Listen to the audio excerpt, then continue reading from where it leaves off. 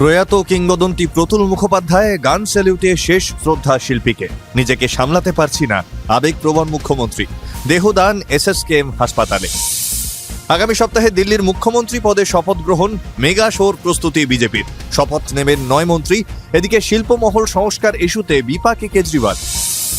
উত্তরপ্রদেশের ধাঁচে মহারাষ্ট্রেও লাভ জেহাদ বিরোধী আইন। বিরাট পদক্ষেপের ঘোষণা ফড়নবিস সরকারের। অভিযোগ খতিয়ে দেখবে 7 সদস্যের কমিটি।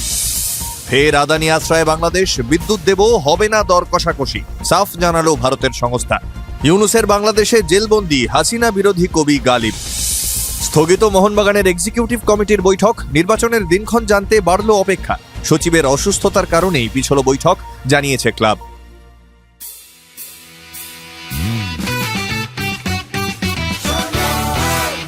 আপনি শুনছেন সংবাদ প্রতিদিন শোনো। নমস্কার, আসছে বিস্তারিত খবরে। প্রয়াত শিল্পী প্রতুল মুখোপাধ্যায়। মৃত্যুকালে তাঁর বয়স হয়েছিল 83। অন্ত্রের অস্ত্রোপচারের পর হৃদরোগে আক্রান্ত হয়েছিলেন প্রবীণ শিল্পী। গত সোমবার রাতে তাঁর শারীরিক অবস্থার দ্রুত অবনতি হওয়ায় আইটিইউতে স্থানান্তরিত করা হয়েছিল। বৃহস্পতিবার প্রবীণ শিল্পীকে গিয়ে দেখে আসেন মুখ্যমন্ত্রী। শনিবার সকালে হাসপাতালেই শেষ নিঃশ্বাস ত্যাগ করেন কিংবদন্তি শিল্পী। শিল্পীর মৃত্যুতে শোকের ছায়া সঙ্গীত মহলে। শোকস্তব্ধ মুখ্যমন্ত্রী মমতা বন্দ্যোপাধ্যায়ও। এদিন রবীন্দ্র সদনে গায়ককে শেষ শ্রদ্ধা জানিয়ে তিনি বলেন, সকাল থেকে আমি নিজেকে সামলাতে পারছিলাম না, অনেকক্ষণ কিছু বলতে পারিনি। প্রতুল মুখোপাধ্যায়ের সঙ্গে নিজের সম্পর্কের কথা বলতে গিয়ে মুখ্যমন্ত্রী জানান, আপনজনের থেকেও অধিক ছিলেন।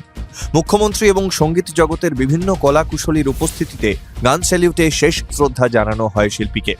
এরপর এসএসকেএমে তাঁর দেহ দান করা হয়। বাংলা সঙ্গীতের এক স্বতন্ত্র ঘরানা প্রতুল মুখোপাধ্যায়। শিল্পীর প্রয়াণে গণসঙ্গীতের একটি ধারাই যেন শেষ হলো। বাংলায় গান গাই এর স্রষ্টাকে চিরকাল মনের মণিকোঠাতেই রেখে দেবে বাংলা ও বাঙালি। আসছি পরের খবরে। দিল্লির শপথ গ্রহণ অনুষ্ঠানের তোড়জোড় শুরু বিজেপির। তবে মুখ্যমন্ত্রীর কুর্সিতে কে বসতে চলেছেন তা এখনো স্পষ্ট নয়।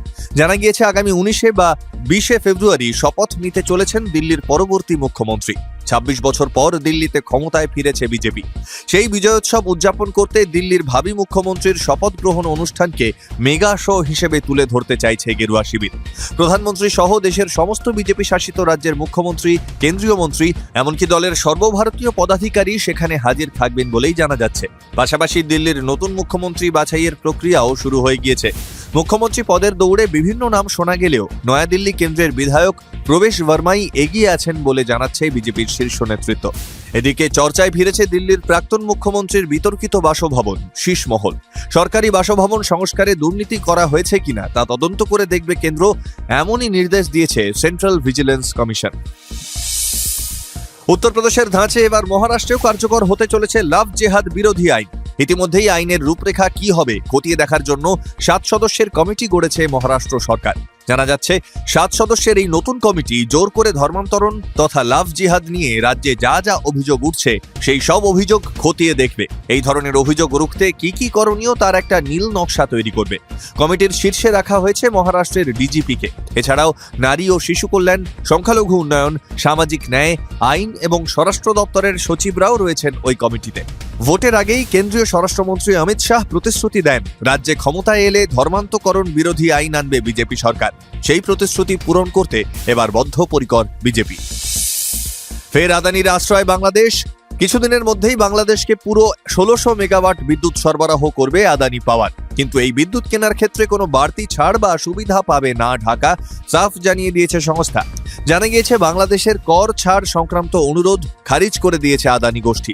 আসলে এই মুহূর্তে বাংলাদেশের আর্থিক অবস্থা টালমাটাল। জিনিসপত্রের দাম আকাশ ছোঁয়া। চীন সহ অন্যান্য দেশের ধার মেটাতে হিমশিম খাচ্ছে মোহাম্মদ ইউনুসের অন্তর্বর্তী সরকার। সংবাদ সংস্থা সূত্রে খবর, এই পরিস্থিতিতে ঢাকা অনুরোধ জানিয়েছিল যে ভারতে যে কর ছাড় পায় আদানি সেই সুবিধা এবং মূল্য ছাড় যেন দেওয়া হয় বাংলাদেশকে। কিন্তু বিদ্যুৎ সরবরাহের ক্ষেত্রে এই অনুরোধ খারিজ করে দিয়েছেন আদানি গোষ্ঠী। এদিকে তৌহিদি জনতার বিরুদ্ধে সমাজ মাধ্যমে আপত্তিকর কবিতা পোস্ট করে জেলবন্দি বাংলাদেশের বর্তমান প্রজন্মের গুরুত্বপূর্ণ কবি সোহেল হাসান গালিব। স্থগিত মোহনবাগানের এক্সিকিউটিভ কমিটির মিটিং। শনিবার ক্লাব তাঁবুতে এই বৈঠক হওয়ার কথা ছিল, কিন্তু আপাতত তা হচ্ছে না। ক্লাবের তরফ থেকে জানানো হয়েছে সচিব অসুস্থ। তাই বৈঠকটি স্থগিত রাখা হয়েছে। এদিনের বার্ষিক সভার মূল বিষয় ছিল মোহনবাগানের নির্বাচন। ফলে ওয়াকিবহাল মহলের অনুমান ছিল এদিনের বৈঠকের মূল বিষয় হতে পারত নির্বাচন।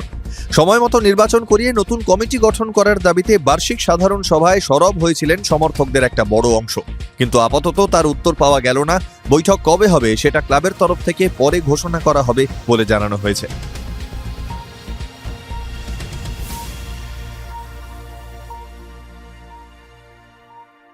শুনতে থাকুন সংবাদ প্রতিদিন শোনো।